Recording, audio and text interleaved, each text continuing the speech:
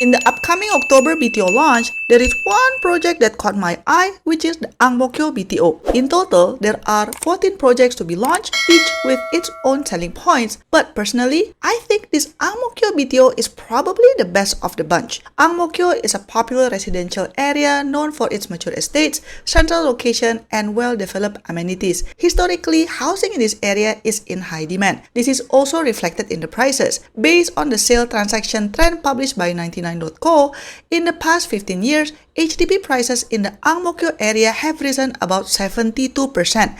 And that's for HDB only, excluding condos. So, if you manage to snatch a 4-room flat in this BTO at a high or even at medium level floor, I think you will have a healthy pool of buyers once your MOP is up. If you don't want to sell your place, I believe finding room renters should not be a problem either. Okay, let's take a closer look at the land plot. The AMK BTO will basically be located in this empty plot next to AMK Public Library. And next to it, we can see there's a Grandeur 8 condo, and opposite the block, as you can see, we have the AMK Garden West Park here, and also we have the Mayflower Primary School here. A couple of blocks away, you can find the campus for SIT as well as Nanyang Poly. Anderson Junior College is also right over here, just around the corner. As you can see, the surrounding area of this plot is pretty much done up, so you don't have to worry so much about heavy construction noises. This is different versus if you buy the Bayshore BTO, for example. For amenities, actually there are some shops if you walk to the south, which is this part. As you can see, there's courts here, and then the Jitsun Mall is also here.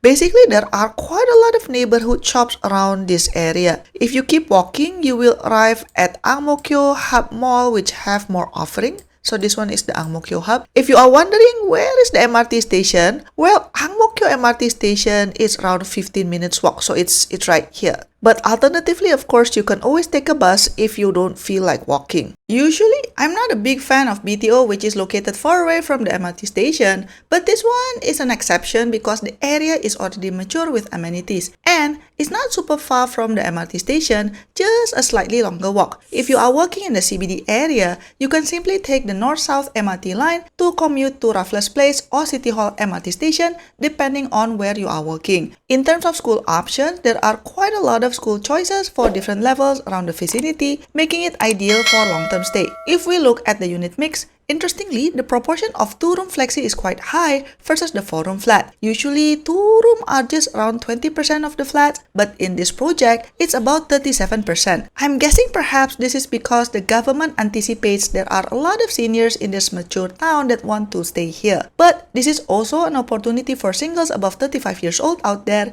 If you are looking for a BTO in the central area to stay, this AMK BTO is a very good option, especially because starting the second half of 2024, singles are allowed to apply 2-room flexi BTO flats in any location and not only in the non-mature estates. Now, having said that, because there are no 3-room or 5-room flats offered in this project, I can foresee that the competition for the 4-room flat here will be super fierce.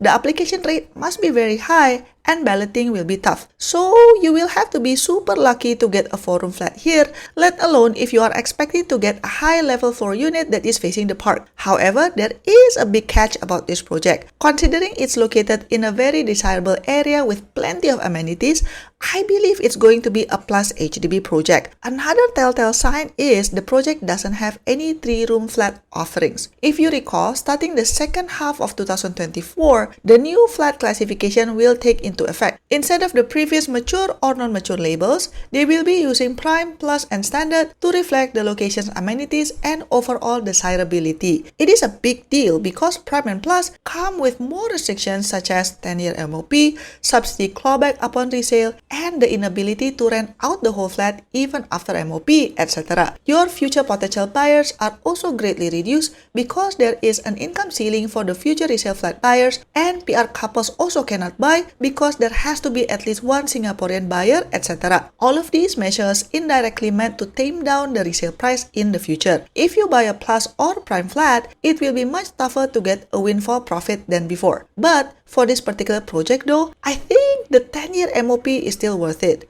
Why? Because the location is good, a lot of amenities, strong demands from potential buyers and renters, a lot of school options at different levels, so families can also stay for a long term. Personally, if I'm on the hunt for a BTO, this project will be at the top of my list for sure. How much is the launch price though? When this video was recorded, HDB hasn't released the price for this project yet, but Seedly estimated that a 4-room flat here will cost around $535,000 to $676,000 excluding grants. I think they give this estimate based on the Central Weave BTO launched back in 2022 as it is located nearby.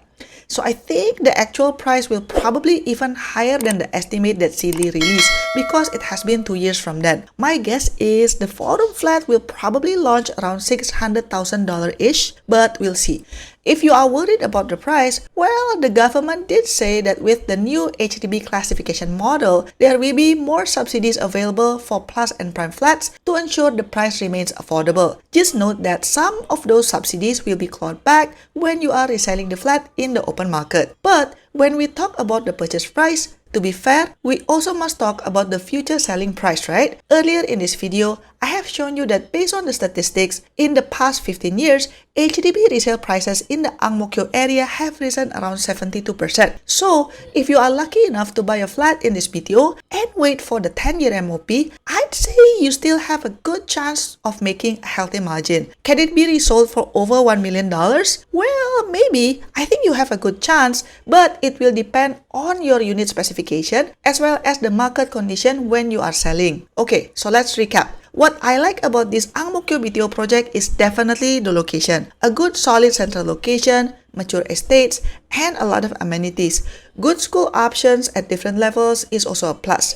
I also love that there's a park nearby. If you are lucky, you might be able to get a flat facing the greenery. I also appreciate that the area is pretty much developed, so I don't have to worry about massive construction noises in the near future. What I don't like about this project, well, man, that plus classification really comes with a lot of restrictions, huh? The 10-year MOP, cannot rent out the whole unit even after MOP, income ceiling for future buyers, etc. Another thing that I don't enjoy is the 15 minutes walk to the MRT station, which is a bit far, although not unbearable. Price is probably going to be more expensive compared to some other projects that is also launched this October, but then again, the potential resale price for this flat will also be on the higher side. All in all, I would say this BTO is definitely worth the shot to apply. Having said that, disclaimer as always, this is purely my personal opinion and speculation only. Please do your own research before making a purchase and any investment decision. As always, don't forget to like and subscribe, and I'll see you in my next video. Bye bye!